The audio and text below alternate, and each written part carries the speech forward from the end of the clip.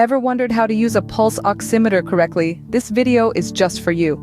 Today, we're exploring the fascinating world of pulse oximeters, these compact yet powerful devices that can accurately measure your oxygen saturation levels and heart rate.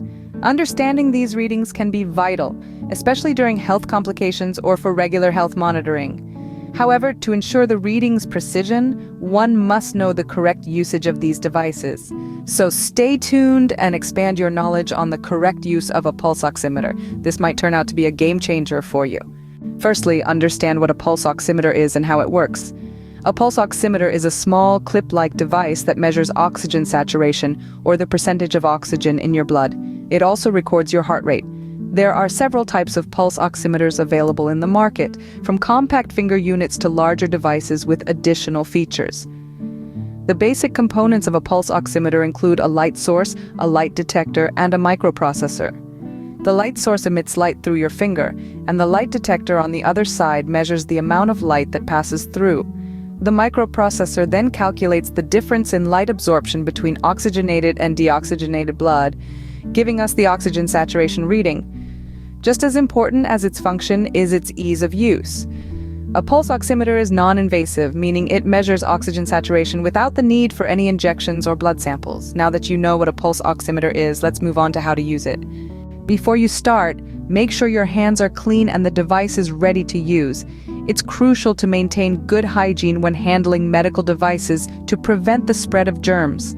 After washing your hands, ensure that the pulse oximeter is charged or has fresh batteries. This step is often overlooked, but a well-powered device is key to getting accurate readings. Now, let's move on to the placement.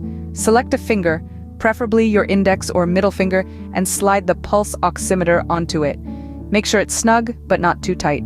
Your finger should reach the end of the device, but not be pressed against it. Positioning is everything. Your nail should be facing upward towards the LED screen. This allows the light from the device to pass through your finger, measuring the level of oxygen in your blood. With the device correctly placed, you are now ready to take a reading.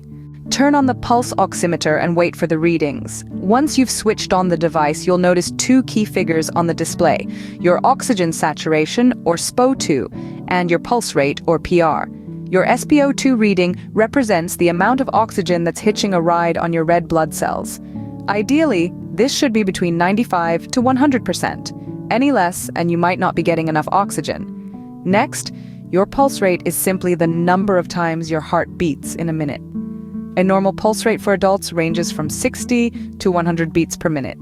However, athletes may have a lower rate. If your readings are consistently outside these ranges, it's a good idea to consult a healthcare professional. Remember, various factors can affect the accuracy of your readings.